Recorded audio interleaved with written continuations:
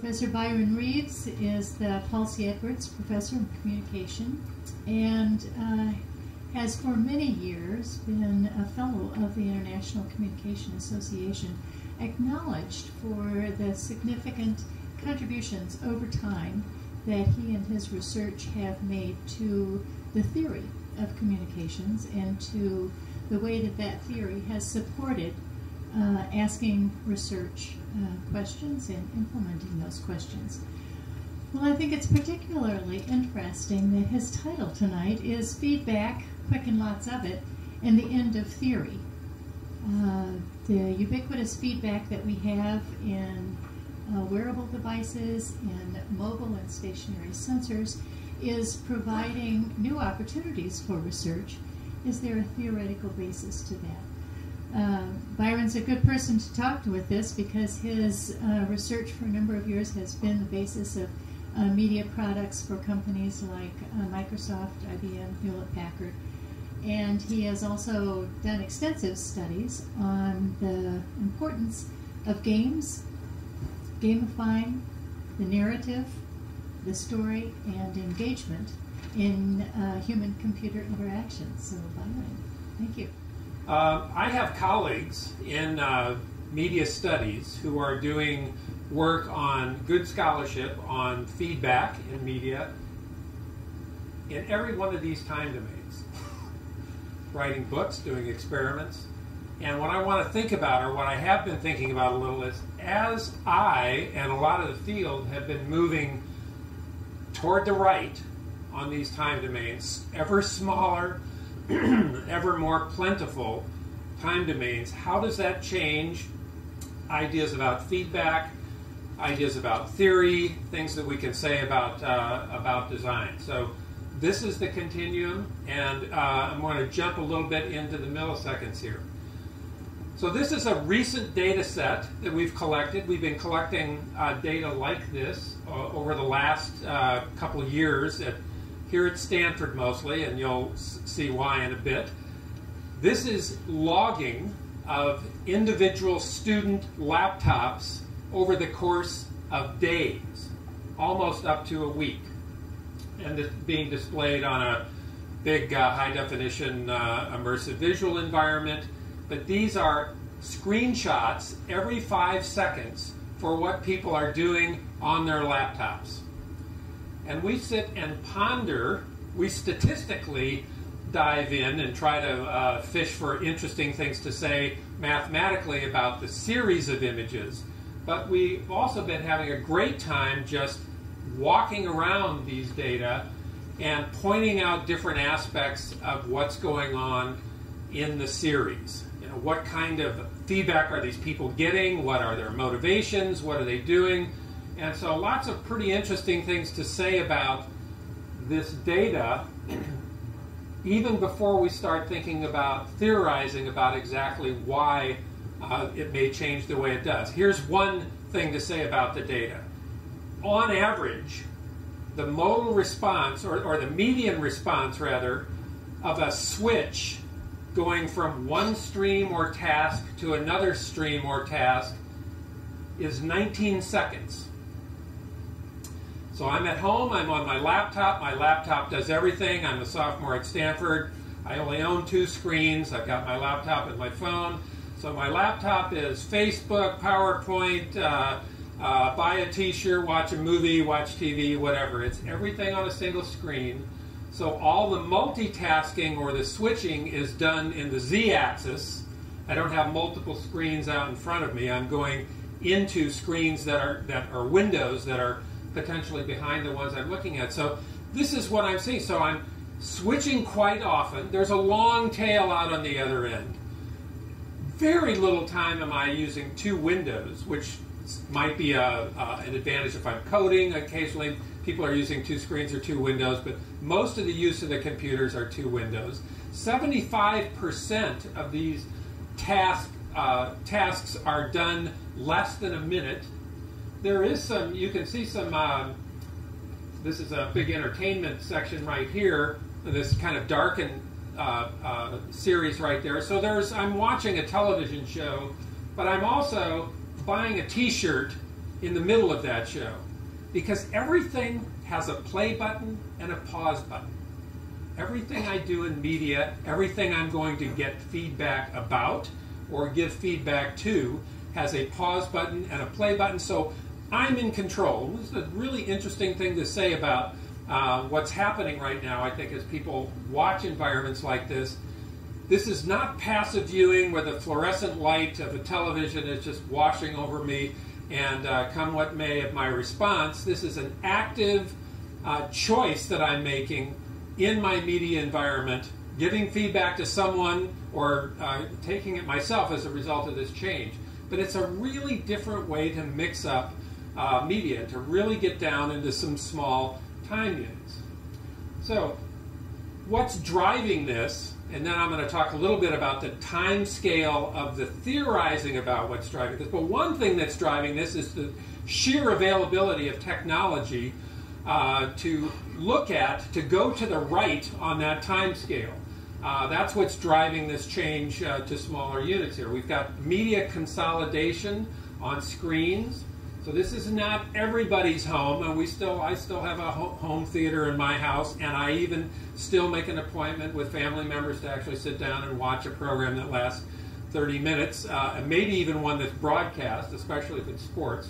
But a lot of consolidation on single screens, a lot of sensors potentially in the environment, and not just, well, this is not news to anybody in this audience, I'm sure, but sensors of different sorts that allow for all kinds of feedback from the user about what's going on. And I'm going to talk a little bit about physiological sensors. There's all kinds of motion sensors, and we've already looked at sensors that actually catalog what kinds of screens are up there. But sensors that allow, in the wild, for me to wear a watch-like device or some other electrode, maybe a patch on my abdomen, that is transmitting information about physical responses that are related to important things like emotional response, attentional response, moment by moment, second by second. So what we're looking at, so here's the Empodiga sensor that we're using to look at heart rate and skin conductance responses that happen in seconds, that change in seconds and change in meaningful ways. So that data that screen data that I just showed you, this is the physical data for 12 people for 1 day of those screens every 5 seconds. And the red and black are just, the red is when people are in front of their screens, the black is the skin conductance response for times during the day when I'm not in front of my screen. But this skin conductance response is an automatic, autonomic, involuntary response to novel stimuli, to change in the environment, that indicates interest. It just indicates the system is awake and ready to process. Not good or bad necessarily, but something interesting is going on. So this has radically changed the time domain in which we're thinking, or the theory units that we're actually thinking about here. So I mean, I'll give you a little bit of a literature review to show how this happens. So I've been interested in emotional responses to media for a long time. When we were taking diary responses or using subjective responses or maybe beeping or calling somebody to say, how are you feeling this afternoon on different emotion scales and what are you doing in your media environment, we were looking at mood management theory that actually came about over the course of hours, and probably today. I'm really depressed today. I need to watch some comedy. Or I need to do something this hour that counters or accents what the feelings that I have. But these momentary arousal spikes are a totally different theory about something that happens mostly involuntary, a response that happens in very, very quick time domain. So the progress to the right, or the movement to the right in that time scale, has really changed a lot of the theorizing about how people give feedback to what they're looking at.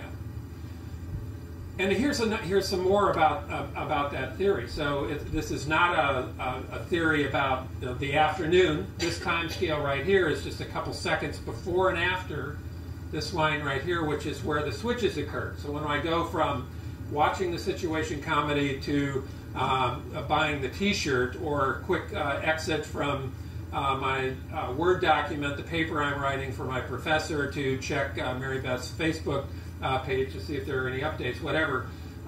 This is stuff that's happened. This is this switch that's happening right here. One of the interesting things that we found when we went into this time domain, usually we think about this arousal response as something the media does, something changes up there, and bam, I get hit with it. My body responds. I have an involuntary response. I show a physical signature of that response. But one of the things that we found here is that active viewing is the arousal is actually occurring before the switch occurs. So it's more like, the story is more, I'm writing my paper, I'm almost done with the first paragraph, I've got one more sentence, then I'm going to Mary Beth's Facebook page. That's going to be exciting, and the arousal is increasing right here until that switch occurs, and it really doesn't increase after that. So this is hundreds of thousands of time points that actually happen in it. So let me talk about a little. So this is just changing the theory. When you change the time scale, you change the theory. And if I went and talked with a colleague who was looking at mood management in the course of hours, or afternoons or days, I might be talking about something radically different. And this is one of the points to make as we think about data and feedback systems that involve all this sensing. When we try to explain what's happening, move the time units, and you may have radically moved the theory.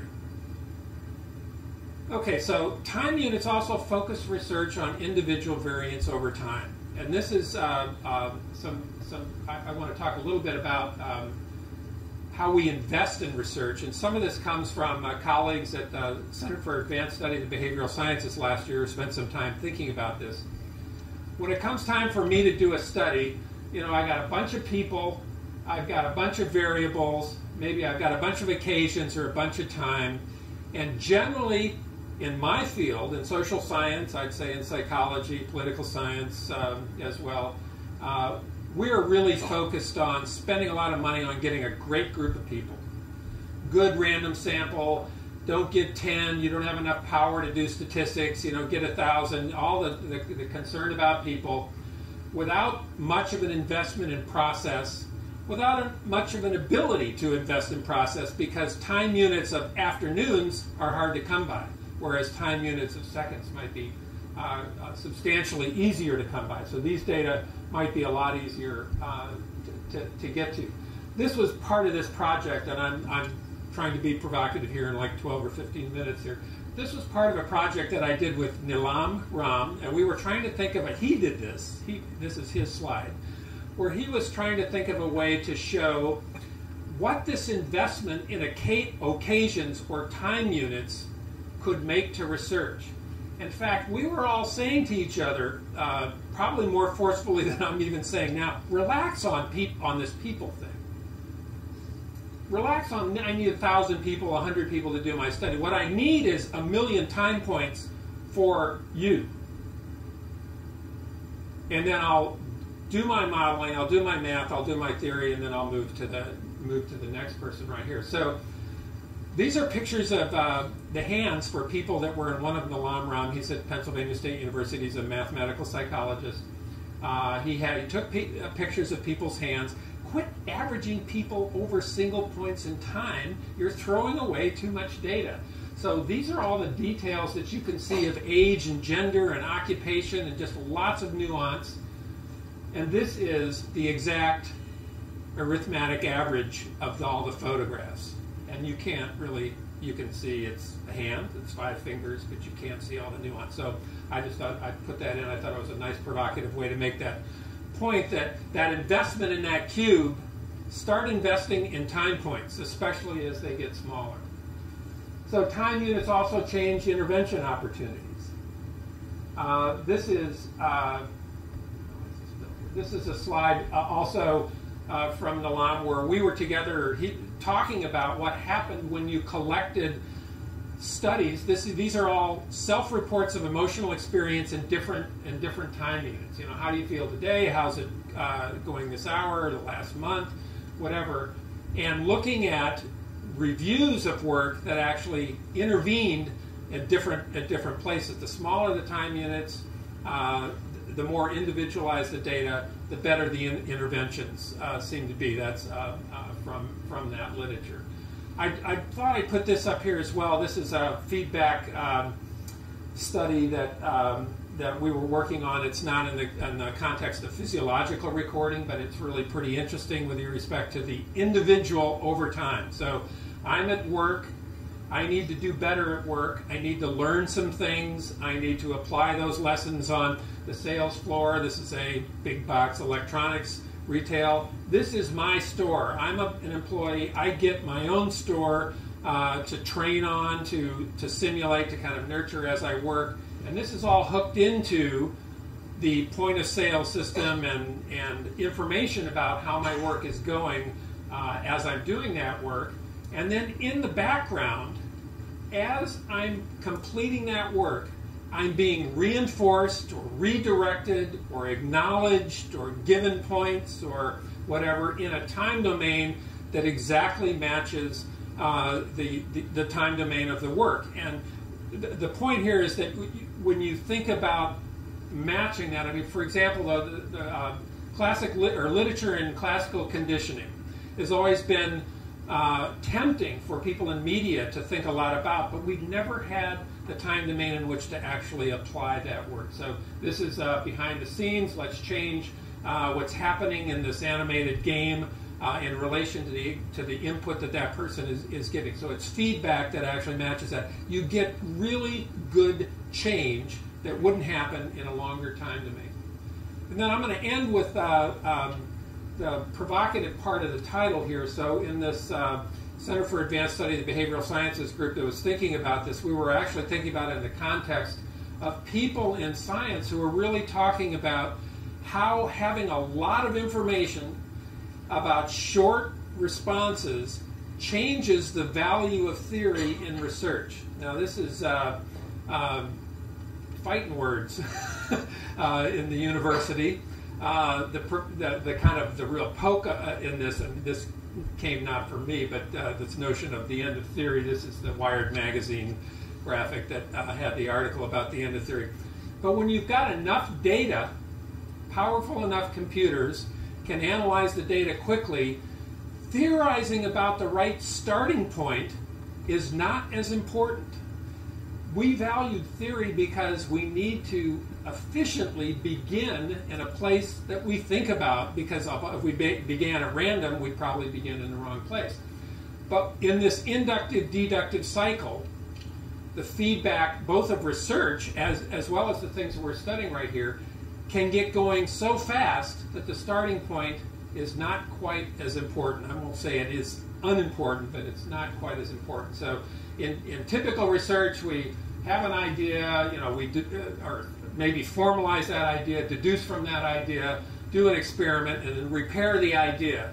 And that cycle might take years, maybe even decades. But in the new media environment, the ones that I was showing you, the feedback can actually occur fast enough that you get this inductive-deductive cycle spinning extremely quickly. This is a lot of the design folks talk about this in terms of artistic execution as well. But being able to iterate quickly is really a major advantage. So that's the last kind of provocation I'll make with respect to these small time units. And happy to have any comments or questions as well.